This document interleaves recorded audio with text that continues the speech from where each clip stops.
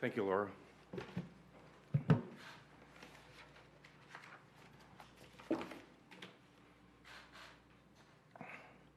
We know that the recent shooting tragedies across Toronto continue to deeply impact our city. I want to assure our communities that addressing gun crime is a top priority for our service, and every effort is being made to prevent shootings and advance our investigations. In addition to prioritizing our response to gun crime, we are implementing a dynamic service-wide approach to our gun violence strategy. We are deploying resources strategically to address these violent crimes, and recent arrests demonstrate that our efforts are yielding results. Among the numerous arrests and seizures of guns this week, on Sunday, our officers in 23 Division responded to an intimate partner violence call involving a suspect with a firearm. Following a high-risk takedown initiated by the Gun and Gang Task Force, 3 people were arrested and 2 handguns were seized, along with 150 rounds of ammunition.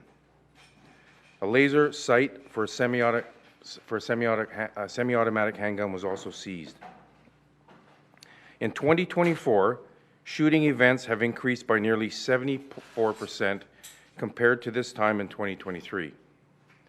This figure includes both shootings, which result in the deaths or injuries of people, and firearm discharges where evidence of gunfire, such as bullet holes or casings that are found, but no injuries are reported. When it comes to death and injuries, excluding discharges, 2024 is consistent with the past several years, but shows an increase compared to 2023. In 2023, we saw an unusually low number of shootings.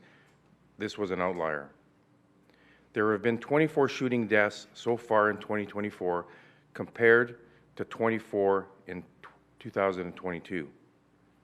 There were 17 in 2021 and 21 in 2020.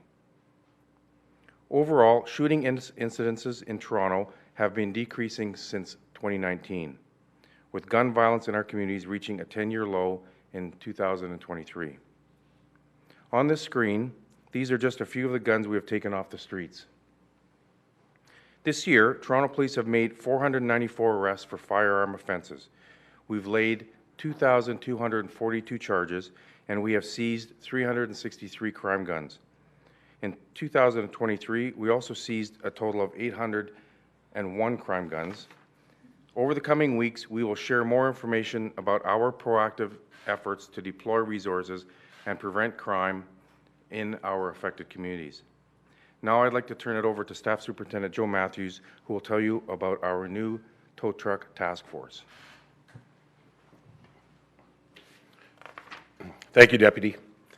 Our approach to combat gun violence includes data-driven decision-making. When we take a surgical and strategic approach when deploying resources to prevent crime as well as initiating investigations. The intelligence we are gathering is revealing some concerning trends. We have initiated multiple investigations across the city to combat the gun crime. Today I'll be discussing one of them. Over the past 6 months, Toronto and the Greater Toronto Area have seen increased criminal activity surrounding a small segment of tow truck industry. This includes shootings and firearms discharges, arsons, and mischiefs, targeting tow truck companies, their vehicles, and their drivers. Since January 1st, 2024, there have been 26 tow truck-related shootings and discharges, representing approximately 12% of the citywide shooting and discharge total. Towing conflicts in the GTA have historically been about territorial disputes and rivalries. However, it's important to reiterate that this issue involves a very, very small segment of the towing industry. As you can see on this map, incidents have primarily occurred in the city's east end, with a few scattered across other areas of the city. In April and May alone, there have been 9 tow truck arsons, with 7 of these occurring in the east end of Toronto. To combat the violence, our Organized Crime Enforcement Section is leading a tow truck task force to ensure that all information and intelligence is being shared across the service. This proactive preventative response also ensures that officers are equipped with the latest updates when engaging with community and businesses. The task force will include members from teams across the service, including intelligence, our centralized shooting response teams, traffic services, divisional investigators, and data analysts. The task force will also be liaising with police services from across the GTA to ensure that we're sharing intelligence appropriately. I'll now turn it back to Deputy Johnson. Thank you, Joe. To conclude, I want to let the community know that we are increasing our presence and visibility in areas that are most affected by gun violence. We also want those engaging in this violence to know that we are relentlessly pursuing and arresting offenders. We encourage community members to contact the police directly or call Crime Stoppers at 416-222-8477 or 416-222-TIPS. If you have any information that could help us remove these guns and criminals who use them from our streets. We are committed to working with the community to eradicate this issue. We will now take a few questions. Could you maybe speak to some of the incidents that have happened in the northwest part of the city lately? There have been quite a few shootings involving young people. I'm thinking about the one at North Albion specifically, and concerns that these were people at bus stops hanging out playing dominoes who were targeted but obviously not involved in any criminal activity. Can you just speak to what police believe is happening in those parts of the city and any gang relation to some of those shootings? You know, that's an active investigation. I know there was a press conference held there recently announcing the arrests, and you know, there's some information that is available as a result of that. But you know, the broader question is, why are young people getting involved? You know, in that case, I think 14 or 15 years old. It's terrible. You know, we're looking at why that is. You know, there's a number of things that you know, may be post-pandemic. You know, lack of you know, other resources or avenues for young people to you know, to be engaged in. But also we know that there are, you know, gang and turf wars out there, and the composition of these gangs are getting younger and younger. Can you just speak there, we're going to see quite a few handguns, also what look to be some assault rifles here. Can you speak to any of the tracing that the various teams have done on where these guns are coming from? It's always a question that we get. It's obviously very concerning when you are able to see them like that. Yeah, great question. You know, listen, between 85 and 90% of these are coming from south of the border, you know, primarily Ohio, Florida, Texas, and Michigan. And is there any update as to conversations with the federal government and Border Patrol as to, you know, this seems to be sort of a continuous cycle. You see these handguns that shouldn't be here. So just wondering what the latest is on what you see as potentially lack of enforcement on that front. Another good question. Listen, we're working diligently with not only other law enforcement partners, but all levels of government agencies like CBSA, you know, also on the legislative front. And you should know that we're also working with our partners south of the border as well to try to stem the flow of these firearms across our border. The assault, sorry to take, I know there's other questions, but these assault rifles, like that picture is going to be particularly concerning. Can you speak to any situation where those were seized from? Not that a handgun is any less deadly, but those are the kinds of pictures we usually see south of the border. Yeah, and listen, there's a lot more. I mean, this is just a snapshot. Where those specifically came from, I don't know, but almost every, you know, press conference we have here announcing a major takedown involving, you know, gang or gun violence, drugs, you see these type of firearms there, and it is problematic because these, you know, any one of those things, you know, kill people. Deputy, you touched on it earlier, but are you seeing more young people involved this year, early teens? Obviously, we saw a 14-year-old arrested, but is that a trend now with younger teenagers? Yeah, you know, we are, and that's it's troubling. Like, you know, what drives a 14, 15, 16-year-old kid to pick up a firearm and then use it, right? And I can tell you, we're working with, again, you know, our partners in law enforcement, but also more importantly, you know, private entities as well as, excuse me, city agencies and youth workers who tell us that, you know, there are an increasing number of youths who are engaging in criminal behavior, right? What about the TDSP? Are there conversations reignited there to maybe push having officers get back into schools more directly? So I know that discussion is happening elsewhere in the country and maybe even in the province. We are always looking for opportunities to partner with our schools to make sure that there's a presence and an interaction, but we have to be invited at the table. Regardless of whether or not we're in the schools, we still have partnerships with those schools to make sure that we're delivering programs and assisting where we can in a proactive way. Since the winter, there have been it's been touched on, a handful of random shootings. We had those 2 people shot at the bus stop in the North Albion school area. There were 2 shootings before the chess, or before the big shooting with the domino player. I mean, what can you tell the public about the random nature of these shootings? Gangs involved, is this gang initiation? Can you... Well, you know, those 2 most recent instances that you talk about are still under investigation. We have, you know, arrested and laid charges in those cases, so I don't want to speak to the evidence. But it is troubling. Toronto is still a relatively safe city, but one shooting is too many.